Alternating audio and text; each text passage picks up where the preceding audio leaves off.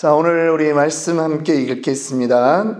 창세기 26장 1절부터 5절 말씀입니다. 창세기 26장 1절부터 5절 말씀 읽겠습니다.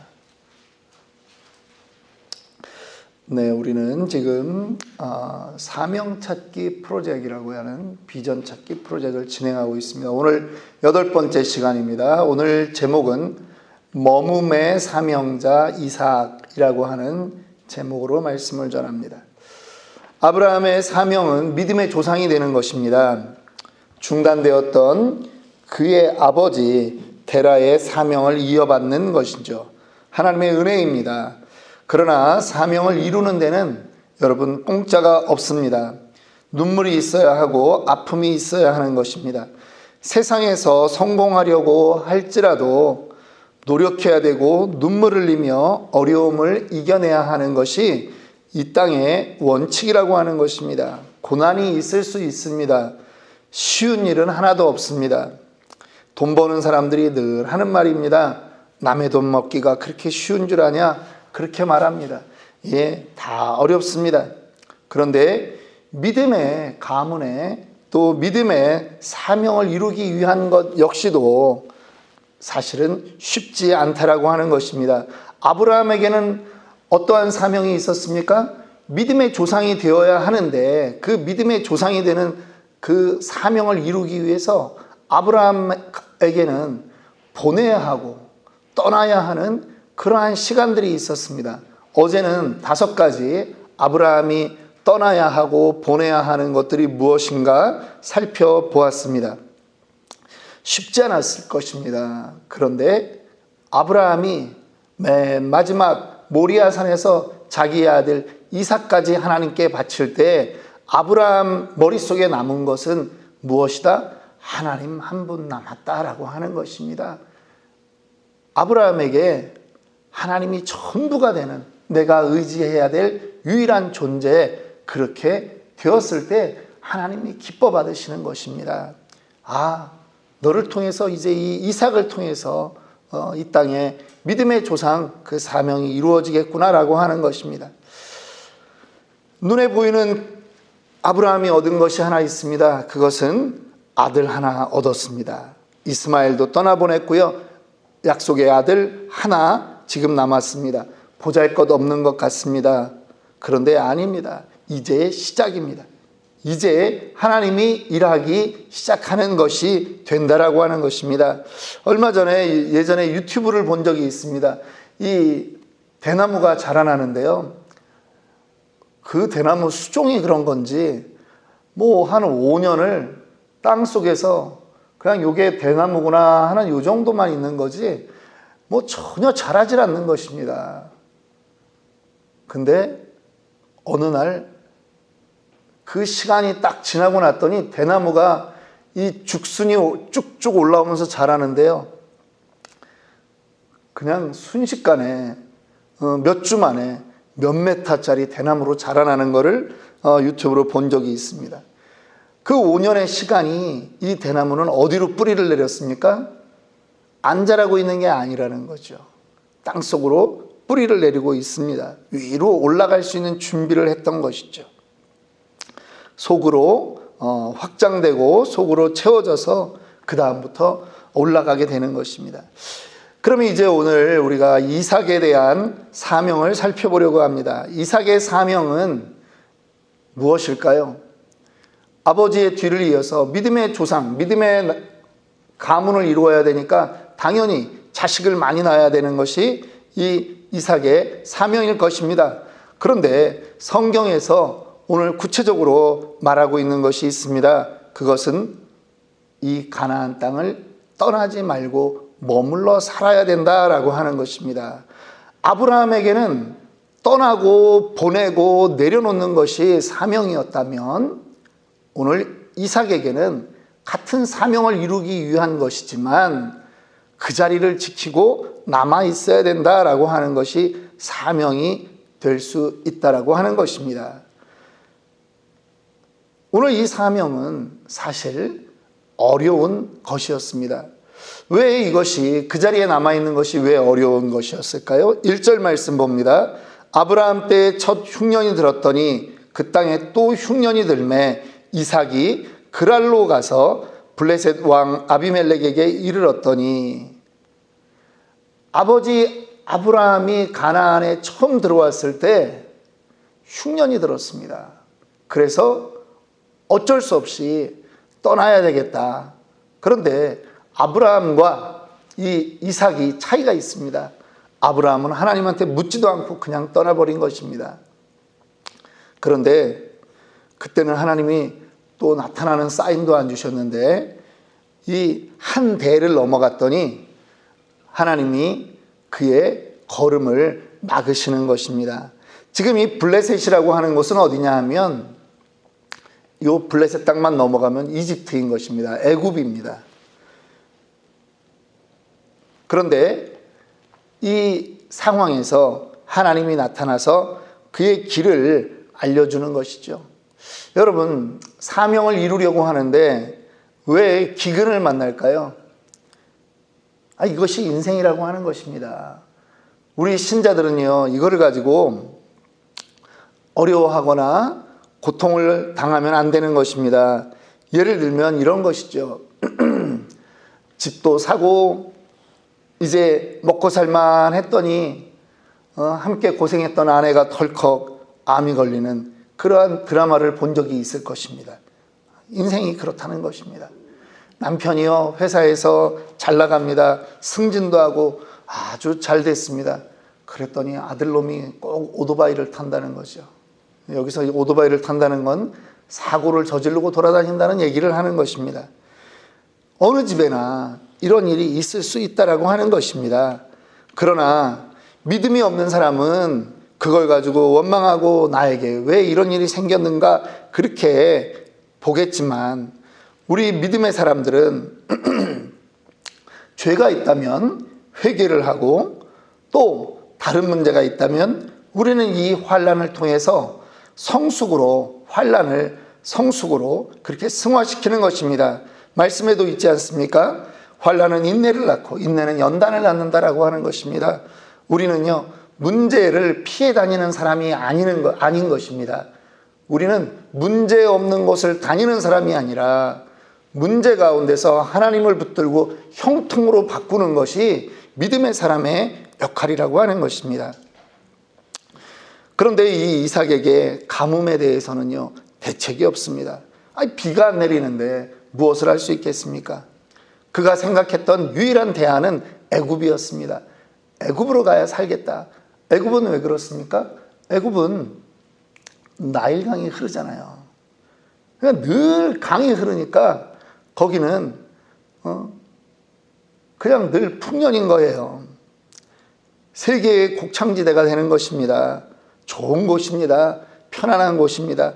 누구라도 가뭄이 들면 야, 애굽 가자, 이 말이 나올 수 있다라고 하는 것입니다. 이삭의 입장에서도 다른 선택이 없는데 하나님의 입장은 그게 아니었다라고 하는 것이죠. 하나님은 이 이삭이 머물기를 원했습니다. 그런데요, 이 부분도 우리가 잘 알아야 됩니다. 아브라함은 떠나는 것이, 보내는 것이 사명을 이루는 부분에 필요한 그러한 것이었습니다. 이삭은요, 똑같은 기근을 당하지만 멈추는 것이 사명입니다. 이제 내일 살펴보겠지만 야곱은 어떻습니까? 애굽에 요셉이 총리가 돼서 7년 풍년을 관리를 잘했습니다. 그리고 나서 7년 흉년이 옵니다. 그때 가나안에 살고 있던 야곱의 70가족은 애굽으로 들어가는 게 하나님의 뜻이라고 하는 것입니다. 떠나는 게 뜻인 것입니다. 지금 이 이삭은 그가 하나님 앞에 그 환경 속에서 순종한 것이 하나 있습니다. 자기 생각을 내려놓았다라고 하는 것이죠. 이치상으로는 떠나는 것이 좋은데 환경은 좋지 않지만 지금 그 가뭄이 있는 그 땅에 머물렀다라고 하는 것입니다. 왜 그렇습니까? 언약이 있기 때문입니다. 약속이 있기 때문입니다. 사명 때문에 남아있는 것입니다. 비록 그가 지금 블레셋 땅 그랄까지 갔습니다. 거기는 그래도 그랄 골짜기라고 하는 말이 있습니다. 그래서 조금의 물이 있는 곳입니다. 그런데요, 그곳에 머물러 있는 것 쉽지 않습니다. 그 땅에 왕에게 또 아내를 빼앗길 뻔합니다. 또 우리가 읽지 않았지만 그 다음 구절에는 우물 사건이 있습니다. 이제 농사를 짓는데 그 동네에서 100배나 소득을 얻었습니다.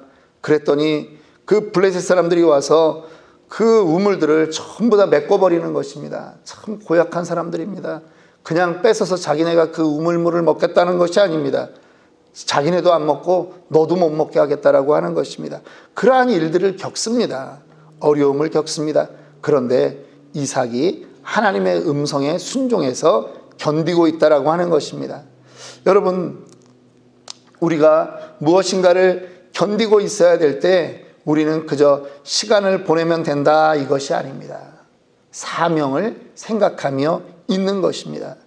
이 이삭이 머물렀던 이 브엘세바는 어떤 곳이 됩니까? 훗날 이스라엘 영토의 최남단이 바로 여기라고 하는 것입니다. 그래서 이스라엘 땅을 말할 때 단에서 브엘세바 이렇게 표현합니다. 단에서 브엘세바. 그러면 단은 어디냐? 갈릴리 위쪽에 가장 높은 곳, 거기가 단이고 지금 이 브엘세바는 이집트와 국경을 마주하고 있는 것입니다. 이 이삭의 근거지가 되었다라고 하는 것입니다. 설교자로 살면서 저 역시도 말씀을 볼 때마다 그 말씀을 저와 우리 교회에 적용할 때가 많이 있습니다. 이 치노벨리 아름다운 교회는 제가 여러 번 얘기하지만 제가 다녀본 교회 중에 가장 작은 교회입니다. 제가 봐도 부족한 것이 많고 가끔 저도 적응이 안 될 때가 있습니다. 가장 부족한 것이 무엇인지 아십니까? 담임 목사가 가장 부족합니다. 그런데 방법이 없어요. 저도 개척할 때 하나님의 인도하심을 받았습니다. 확신 주셔서 개척했습니다. 그런데 이 자리에 있으면서, 이 목회 자리에 있으면서 제가 언젠가 좋은 날 오겠지 그렇게 있으면서 지내는 것 아닙니다. 이 자리에 있지만 사명을 생각하는 것입니다. 이 자리에 있지만 미래를 꿈꾸는 것입니다. 그래서 제가 좋아하는 성경 구절 중에 뭐가 있냐면 히브리서 11장 3절 말씀이 있습니다. 믿음으로 모든 세계가 하나님의 말씀으로 지어진 줄을 우리가 아나니 보이는 것은 나타난 것으로 말미암아 된 것이 아니니라. 여러분, 이 히브리서 11장은요 믿음의 장입니다. 1절이 뭐라고 합니까? 믿음은 바라는 것들의 실상이요 보이지 않는 것들의 증거다라고 말했습니다. 선진들이 이로써 증거를 얻었다. 믿음의 사람들은 그렇게 살았다라고 하는 거예요. 뭐냐? 지금 내 눈앞에 보이는 것이 전부가 아니다라고 하는 확신을 가지고 살았다라고 하는 거죠. 하나님이 지금 내 모습이 이렇게 연약하다고 나를 연약하게 두는 것이 아니라 하나님이 이루어 가시는 것을 본다라고 하는 것입니다. 그러니까 이 땅에서 천성을 바라보며 사는 것이 사명자의 시각이라고 하는 거죠. 보이는 것은 나타난 것으로, 실상, 눈에 보이는 것으로 된 것이 아니다라고 하는 것이죠. 우리는 보이지 않는 것을 꿈꾸는 것입니다. 지금 이 이삭이 그 땅을 지키면서 견딜 수 있는 것이 있습니다. 뭐냐 하면 하나님이 주셨던 그 약속이라고 하는 것이죠. 아브라함에게 주셨던 약속입니다. 내가 이 모든 땅을 너와 내 자손에게 주리라. 내가 네 아버지 아브라함에게 맹세한 것을 이루어 네 자손을 하늘의 별과 같이 번성하게 하며 이 모든 땅을 네 자손에게 주리니 네 자손으로 말미암아 천하 만민이 복을 받으리라. 이삭도요 오랜 시간 자식이 없었습니다. 지금 아직 자식을 낳지 못했습니다. 그런데 그들이 먼저 보는 것입니다. 무엇을 생각하고 있습니까? 하나님이 이루어 가실 일들을 그들이 바라보고 있다라고 하는 것입니다. 이삭과 리브가가 먼저 꿈꾸는 것입니다. 여러분, 우리는 자녀들이 태어날 때 축복합니다. 자녀가 이 다음에 이루어갈 일들을 우리는 기대하는 것이죠. 지금 눈에 보이는 것은 없습니다. 그런데 그 자녀들을 통해서 하나님이 하실 일들을 우리는 기대한다라고 하는 거죠. 우리의 표가 있습니다. 기대하고 기도하며 기다립니다. 그저 시간 보내는 게 아니라는 것입니다. 그래서 우리의 기도가 의미가 있는 것입니다.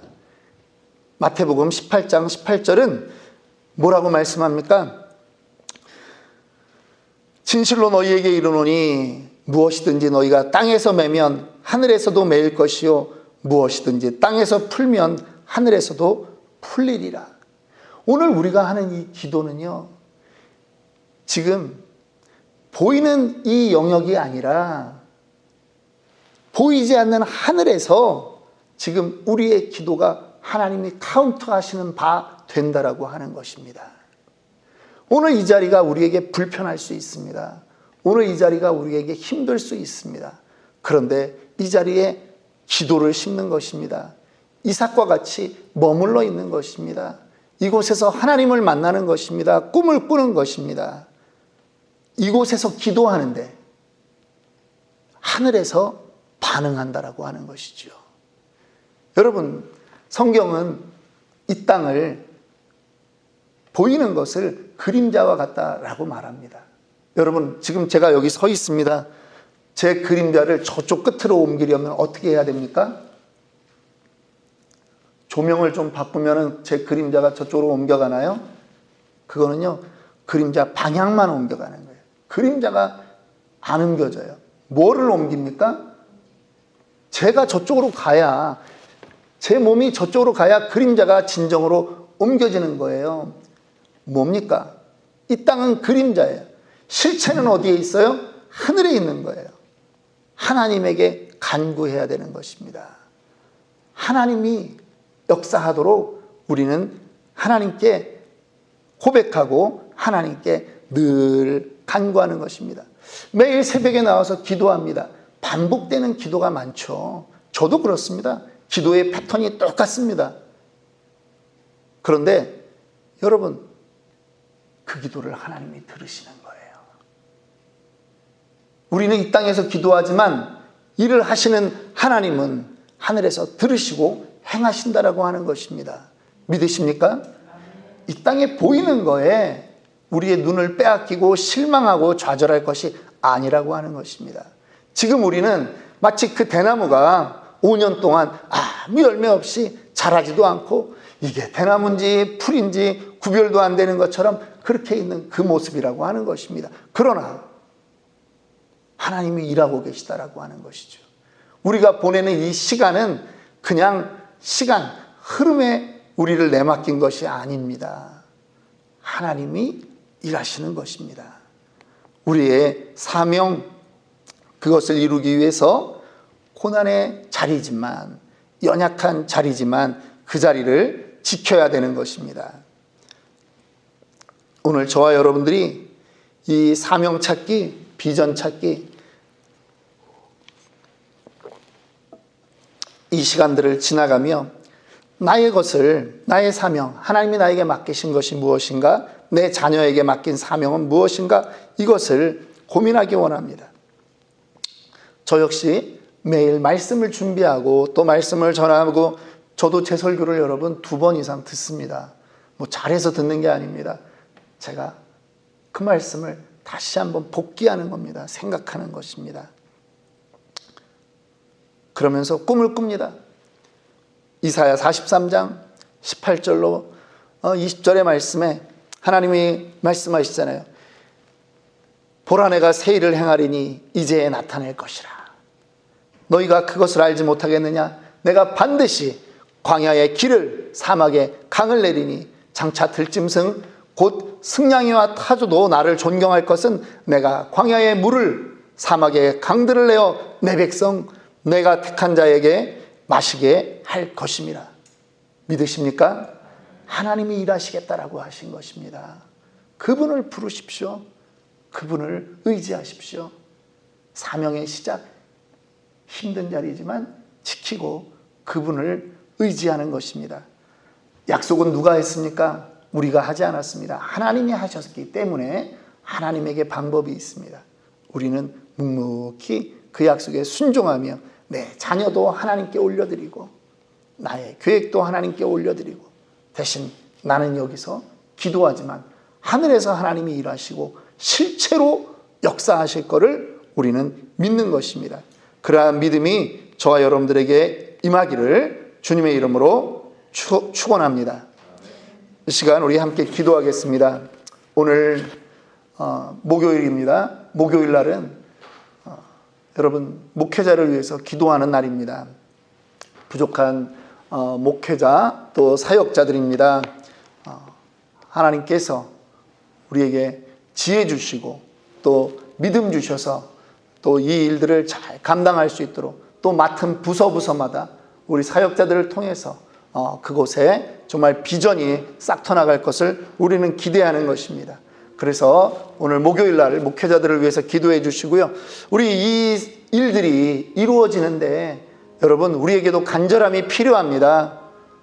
마치 나아만 장군이 요단강에 7번 몸을 담궜을 때 그 문둥병이 나았던 것처럼 엘리야 선지자가 7번 기도했을 때 3년 반의 흉년이 그쳐지고 비가 내렸던 것처럼 우리 간절히 기도했으면 좋겠습니다. 주여 7번 부르고 우리 함께 기도하도록 합니다. 기도하겠습니다. 주여